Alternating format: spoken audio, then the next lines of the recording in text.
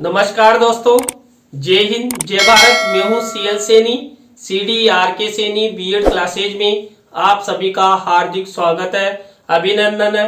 दोस्तों, हमारे इस चैनल के माध्यम से आपके बीएड पाठ्यक्रम, डीएड पाठ्यक्रम, बीए बीएड पाठ्यक्रम और बीएससी बीएड पाठ्यक्रम पर आप द्वारा हमारे इस हेल्पलाइन नंबर पर जो भी कंटेंट भेजे जाते हैं उन्हें हम लाइव क्लास के माध्यम से आपको समझाने का प्रयास करते हैं। दोस्तों, इससे पहले हमने आपको श्रवण कौशल के बारे में बताया कि श्रवण कौशल की क्या परिभाषाएं हैं, क्या विशेषताएं, क्या महत्व है, क्या उद्देश्य है। इसी तरह दोस्तों, आज की लाइव क्लास के अंतर्गत हम श्रवण कौशल विकास की जो भी प्रमुख समस्याएं हैं उनके बारे में आपसे चर्चा करेंगे और उन समस्याओं के समाधान के क्या क्या उपाय हैं। तो यहाँ पर जो major problems of listening skill development and solution, इसके बारे में हम आपसे चर्चा करेंगे। तो दोस्तों, आप सब बने रहें हमारे साथ, हमारे इस चैनल के साथ। और दोस्तों, यदि आप हमारे चैनल पर पहली बार आए हैं तो हमारे इस चैनल को सब्सक्राइब करें और पास ही बने बेल आइकन को जरूर दबावें। तो दोस्तों, यहाँ पर देखिए, जो श्रवण कौशल होता है, इस श्रवण कौशल के विकास में अनेक प्रकार की समस्याएं होती है और उन समस्याओं का समाधान होना भी आवश्यक है। तो यहाँ पर हम सबसे पहले श्रवण कौशल विकास की जो भी समस्याएं हैं उनके बारे में हम चर्चा करेंगे। सामान्य रूप से यह देखा जाता है कि अनेक छात्र शिक्षक द्वारा विषय वस्तु को ध्यान पूर्वक नहीं सुनते हैं। इससे शिक्षक क्रोधित होकर उन पर अनुशासनहीनता का आरोप लगाते हैं तथा उनको दंड प्रदान करते हैं। इससे उनका मनोबल टूट जाता है तथा छात्र विद्यालय व्यवस्था में अरुचि लेने लग जाते हैं। देखिए दोस्तों, कक्ष में जो शिक्षक द्वारा छात्रों को पढ़ाया जाता है और शिक्षक ये चाहता है कि मेरे द्वारा जो भी बोला जा रहा है, समझाया जा रहा है, बालक उसका अधिगम करे। लेकिन कई बार क्या होता है, कई बालक ध्यान नहीं देते हैं कि शिक्षक द्वारा क्या पढ़ाया जा रहा है और बालकों को पूछने पर उसका प्रत्युत्तर नहीं देते हैं तो शिक्षक झुंझला जाता है और कई बार कई शिक्षक छात्रों को दंड प्रदान कर देते हैं, यानी कि मारते हैं। तो इससे बालक क्या होते हैं, बालकों में डर बैठ जाता है और वो क्या करते हैं, उनका मनोबल तो टूटता ही है, साथ ही वो विद्यालय व्यवस्थाओं में भी अरुचि लेने लग जाते हैं, यानी कि ड्रॉप आउट हो जाते हैं। तो यहाँ पर जो शिक्षक है ये मुख्य कारक है। बालकों में जो लिसनिंग कौशल है, इस लिसनिंग कौशल को बढ़ाने और घटाने में शिक्षक का महत्वपूर्ण स्थान होता है। मान लीजिए कई बार बालक अच्छी तरह नहीं सुनते हैं तो शिक्षक को दोबारा बोल देना चाहिए और यदि कोई बालक सुनता ही नहीं है तो उस बालक से समस्या के बारे में पूछना चाहिए कि आपकी क्या समस्या है जिसके कारण आप शिक्षण में रुचि नहीं लेते हैं, या मेरे द्वारा जो भी पढ़ाया जाता है ये आपकी क्यों समझ में नहीं आता है। तो यहाँ पर श्रवण कौशल विकास में कई प्रकार की समस्याएं होती है, उन समस्याओं के बारे में हम आपसे चर्चा करते हैं। तो यहाँ पर पहली समस्या है शैक्षिक वातावरण का अभाव। देखिए, जितना अच्छा शैक्षिक वातावरण का प्रभाव होगा उतना ही अच्छा लिसनिंग कौशल अच्छा होगा। लेकिन कई विद्यालयों में क्या होता है, जो सुनने का वातावरण है, शिक्षा का जो वातावरण है वो अच्छा नहीं होता। क्यों?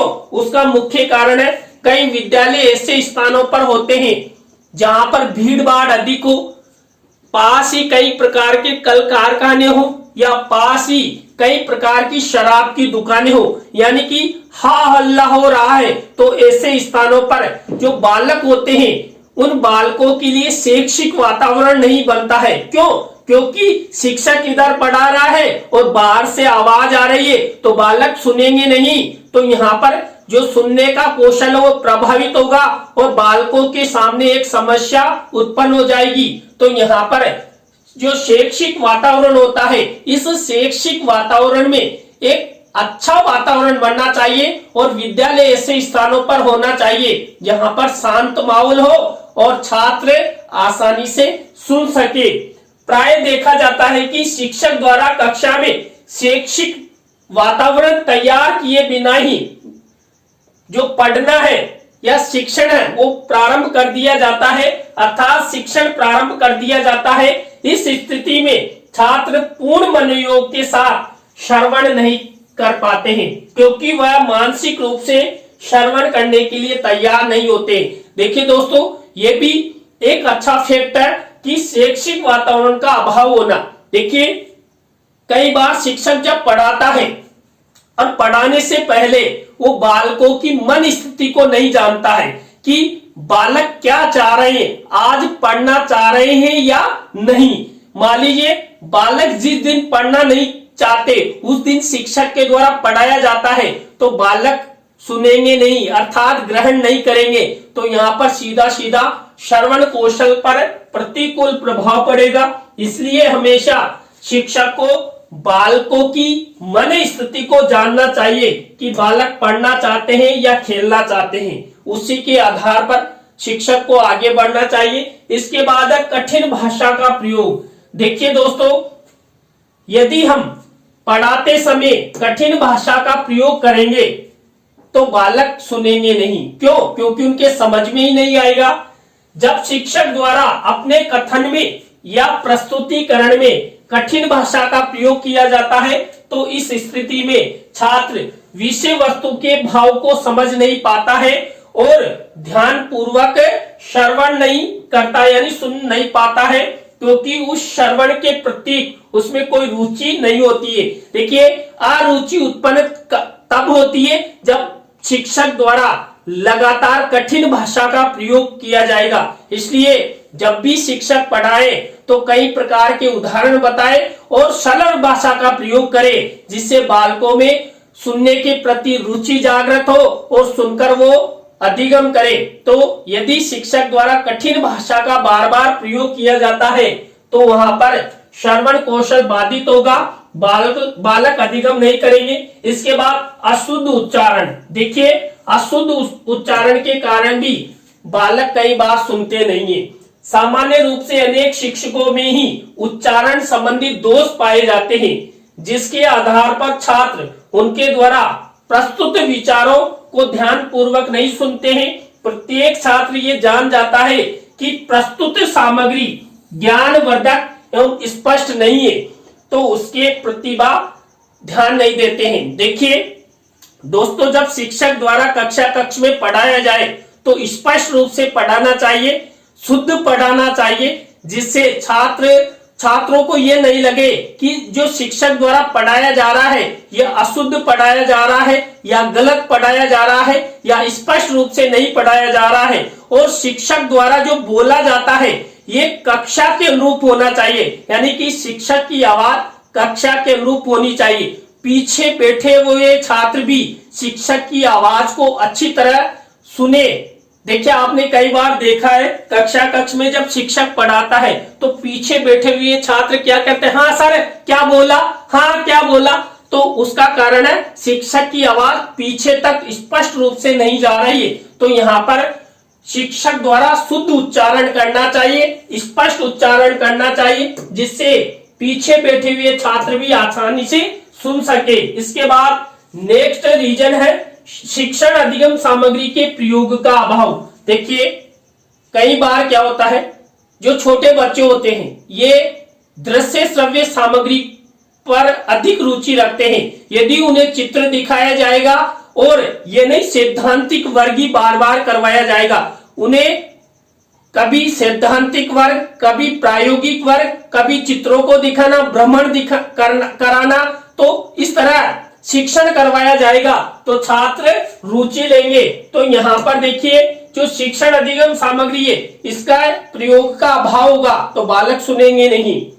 श्रवण कौशल के विकास पर उस समय बाधा उत्पन्न होती है जब शिक्षक द्वारा विषय वस्तु के प्रस्तुतिकरण में शिक्षण अधिगम सामग्री का प्रयोग नहीं किया जाता है। शिक्षण अधिगम सामग्री के अभाव में छात्र एक मूक श्रोता की भांति कार्य करते हैं तथा उनकी सामग्री में कोई रुचि नहीं होती है। परिणाम स्वरूप छात्रों में श्रवण कौशल का विकास नहीं हो पाता है। दोस्तों यहाँ पर जब शिक्षक पढ़ाए तो शिक्षक द्वारा दृश्य श्रव्य सामग्री का प्रयोग करना चाहिए और बीच बीच में छात्रों को सक्रिय रखने हेतु उस शिक्षण सामग्री का प्रस्तुतिकरण करना चाहिए और उस शिक्षण सामग्री से संबंधित प्रश्न भी करने चाहिए। यदि शिक्षक खुद ही बोलता रहेगा और छात्र चुपचाप सुनते रहेंगे तो धीरे धीरे बालकों में वह शिक्षण यानी कि शिक्षक द्वारा जो बोला जा रहा है वो अरुचिकर लगने लगेगा और बालक सुनेंगे नहीं तो अधिगम नहीं होगा और अधिगम नहीं होगा तो श्रवण कौशल में बाधा उत्पन्न होगी।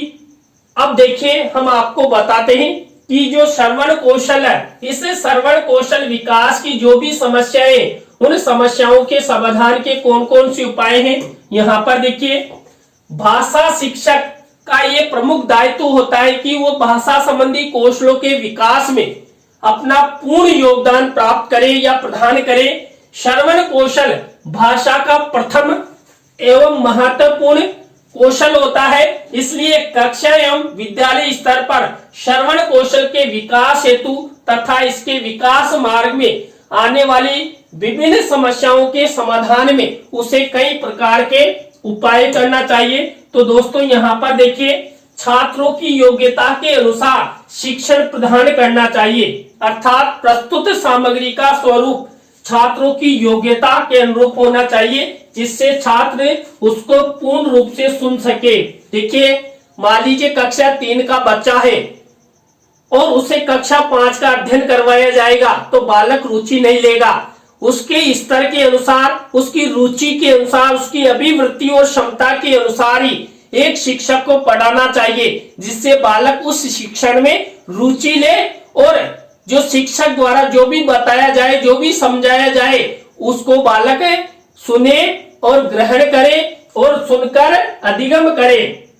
इसी तरह दूसरा बिंदु है छात्रों के समक्ष सामग्री के प्रस्तुतिकरण से पूर्व कचाकच का वातावरण इस प्रकार का होना चाहिए जिससे छात्र शिक्षक के प्रस्तुतिकरण को ध्यान पूर्वक सुने, जैसे बैठने की उचित व्यवस्था तथा शांति का वातावरण। देखिए दोस्तों आपने देखा है कई बार जब शिक्षक पढ़ाता है तो कक्ष में कचाकच की आवाज आती है, हा हू। तो देखिए यदि हा हू की आवाज आएगी तो अन्य बालकों का भी शिक्षण प्रभावित होगा। इसलिए जब शिक्षक पढ़ाए तो कक्ष का वातावरण शांति में होना चाहिए, अनुशासन में होना चाहिए, जिससे जो शिक्षण का प्रतिकूल प्रभाव है वो किसी भी बालक पर नहीं पड़े, यानी कि सभी बालक अधिगम करें और ध्यान पूर्वक सुने। इसलिए यहाँ पर जो कक्ष में अशांति का माहौल होता है उस अशांति के माहौल को शांत करने का प्रयास शिक्षक द्वारा करना चाहिए। श्रवण कौशल के विकास हेतु छात्र की मनोदशा का ज्ञान करना भी एक शिक्षक के लिए आवश्यक है, क्योंकि छात्र मानसिक रूप से जब तक श्रवण के लिए तैयार नहीं होगा तब तक श्रवण कौशल का विकास संभव नहीं होगा। देखिए यदि बालक में श्रवण कौशल का विकास नहीं होगा तो बालक क्या अधिगम करेगा। तो इस हेतु एक शिक्षक को बालकों के मनोयोग को समझना चाहिए कि कक्ष में आज बालक क्या चाहते हैं, शिक्षण करना चाहते हैं या खेलना चाहते हैं या कोई प्रायोगिक वर्ग करना चाहते हैं। यदि शिक्षक द्वारा बालकों की रुचियों, अभिवृत्तियों, क्षमताओं के अनुसार शिक्षण करवाया जाएगा तो शिक्षण सफलता की ओर जाएगा, छात्र अच्छी तरह सुनेंगे। तो इसलिए यहाँ पर शिक्षक को पढ़ाने से पहले बालक बालिकाओं की मनोदशा को जरूर पढ़ लेना चाहिए। इसके बाद शिक्षक को सामग्री के प्रतिकरण से पूर्व की सभी समस्याओं का समाधान कर लेना चाहिए।